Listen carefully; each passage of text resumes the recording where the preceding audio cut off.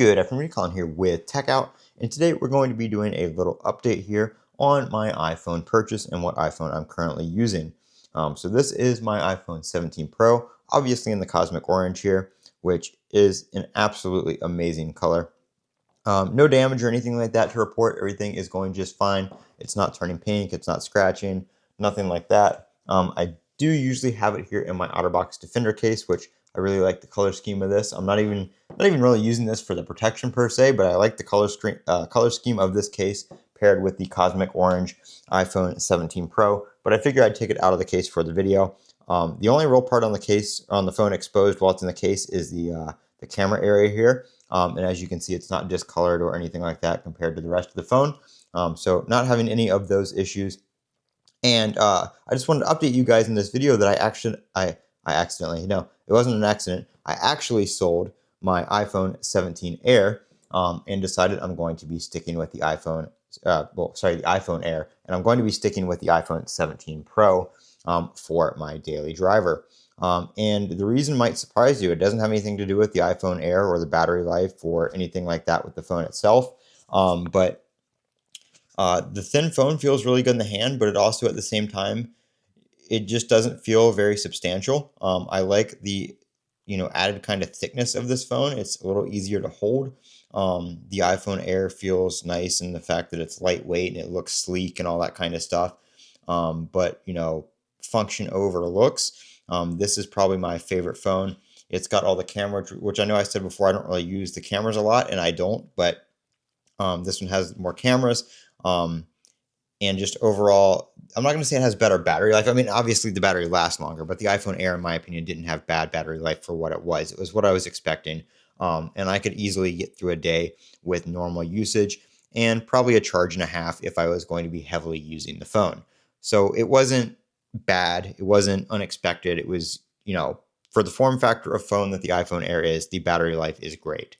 The iPhone 17 Pro obviously gets better battery life in terms of screen on time and all that kind of stuff, but it also charges faster, which is a nice feature for me because I do a lot of MagSafe wireless charging with my Anchor chargers and my car charger, and I find that the iPhone 17 Pro is faster at that than the iPhone Air, and I like that. That was kind of one of the reasons. Again, the other reason was the just the form factor, and probably the third reason is I really, really, really like how this phone looks. The iPhone Air was just mine was the space black one. It looked just basically like an iPhone from any other year. Just had the one camera, that kind of deal. You really couldn't tell anything special about it unless you looked at it from the side and you could see how thin it was. But this phone is absolutely gorgeous. I really love the orange. If I went back and bought another 17 Pro, it would probably be the silver. I mean, they're all great colors this year, the silver, the blue, the orange. It was hard to choose. I was almost going to go with the blue, and then I was almost going to go with the silver. I really like the silver look on the aluminum. It just looks kind of classic Apple to me, like kind of like old school iPod Classic vibes is what it was giving me, especially with like the white down here and the silver aluminum. It was just kind of two-tone, kind of like the silver iPod Classic with the white click wheel. That's what it reminded me of.